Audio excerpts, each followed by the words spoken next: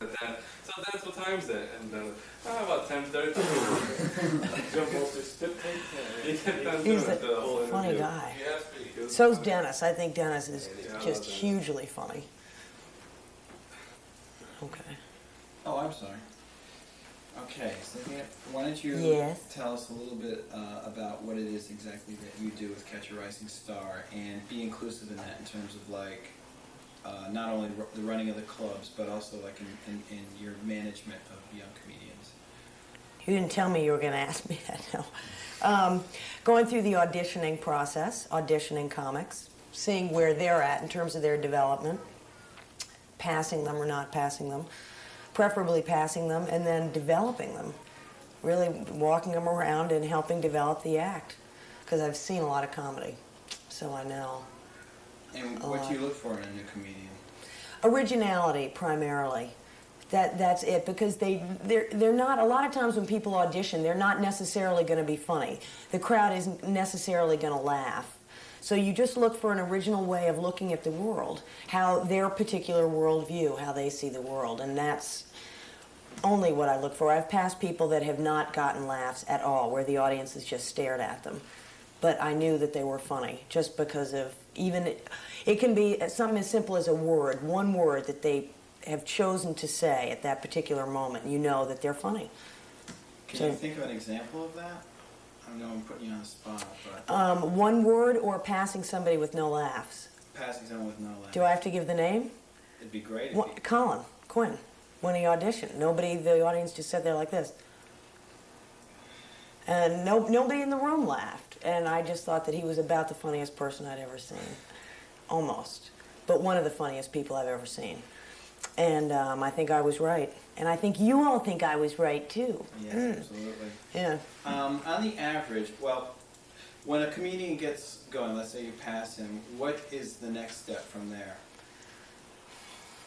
What do you mean, in terms of the club, being at the club? Well, in terms of, like, let's say getting going as a comedian, what would you say is the next step? You see him, you pass him. Mm-hmm. What do you try to get that comedian to do as the next step towards becoming popular?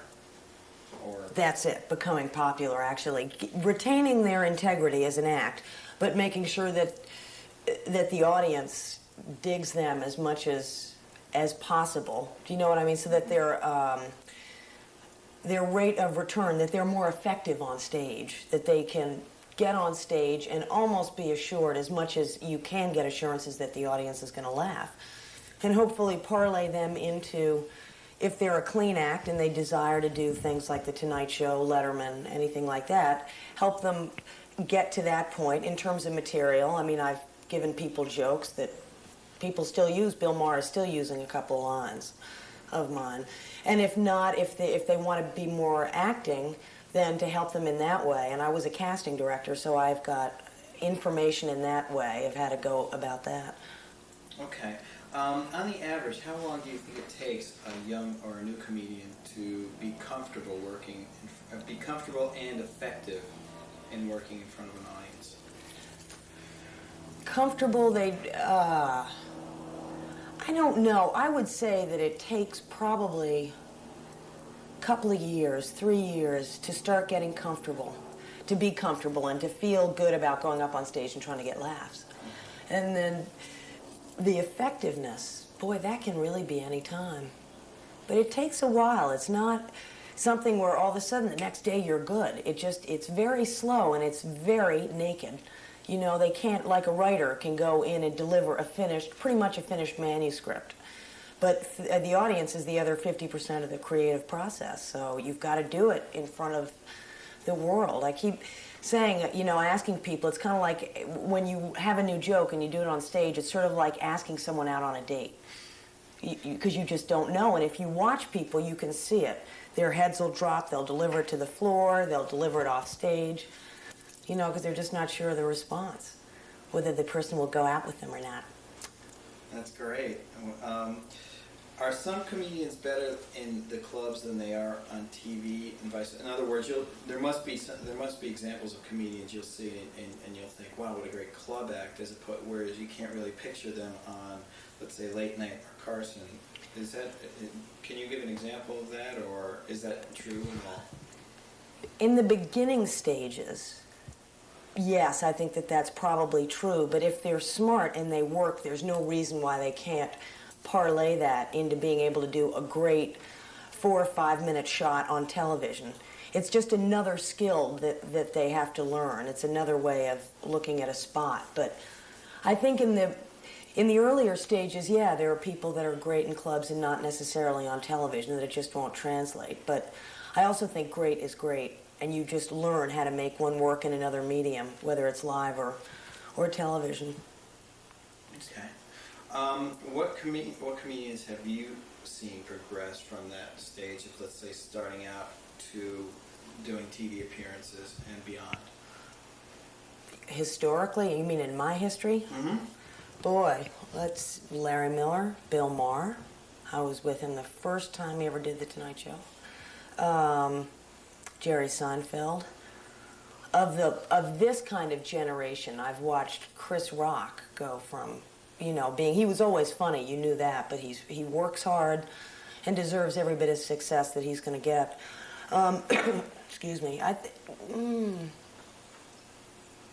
Yeah, those are probably the best examples. Larry, Bill, Jerry Seinfeld, like that. Okay.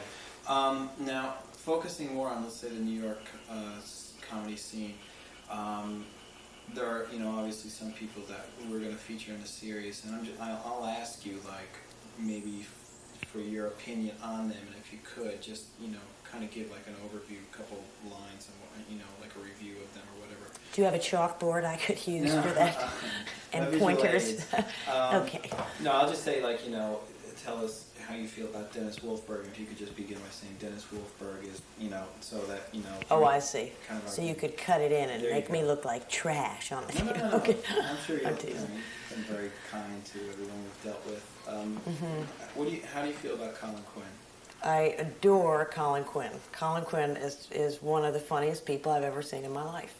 Simply, it's that simple. I adore Colin. I think he's hugely funny. And what about Gary Laser? I think Gary Laser I adore. I think he is very funny. He works very hard, which I like. You can really see him get up there and work out the material, and he'll get an idea and he works it and makes it funny. And Susie Essman? Susie Essman I adore, too. I think she's also got a very interesting talent, by the way. I don't know how much of this you've seen, but it's very difficult to do characters in a comedy club. I dare say you probably haven't seen anybody else do that, be able to work in and out of characters and have it work in a comedy club. It's traditionally a cabaret thing to do, and she is so talented that she makes that work. Great. Lou DiMaggio? I adore Lou DiMaggio. It's all attitude, and one of the nicest people, which you can see that even given the attitude which actually isn't that strong. I shouldn't say that much attitude. I think he is tremendously funny and tremendously quick. You might repeat the opening of that at Carp. That's by the part about I adore Lou. Oh, okay. Once again, Lou DiMaggio, describe him for us. Just the first part, you haven't had it. What did I say? I adore Lou DiMaggio.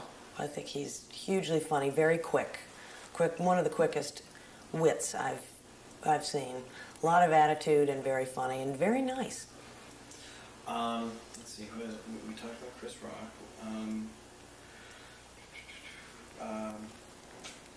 Dennis Wolfberg. Dennis Wolfberg, yes, please.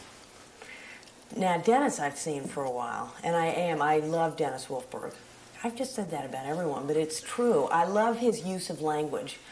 If you look, he's very literate, and he uses English language in a fascinating way, and you can see that he was a teacher. And he loves language, and he loves performing, and that has always been true with him. Is this thing coming through in my... It's fine. Sound great. That raspy? Okay. No, you're doing fine. But you know what I mean? If you listen to his language, nobody talks the way he does. He's really quite almost professorial in his use of language. Okay. Now you've been at Catch for how long? Oh, officially a year and a half. No, a little over a year and a half. Okay. Now, you were always in New York, or you've Yep, always been. Okay, now tell us, from your work as a casting director before Catch and now with Catch, tell us what you've witnessed in terms of the comedy scene in New York over the past couple of years. No, well, it'll be the standard, it's booming. You know, you can't, that's the, excuse me, the main thing about it is it's huge now. Comedians are hot. They're just simply hot. And it's no longer a cult thing. You know, I mean, it's gotten into the mainstream. The audience certainly has changed. Just lost a leg. And so the lighting. I apologize. Noticed a little increased contrast. Looks like Stop it's tape. supposed to be. I love what's going on with the monitor here. Yeah, it was.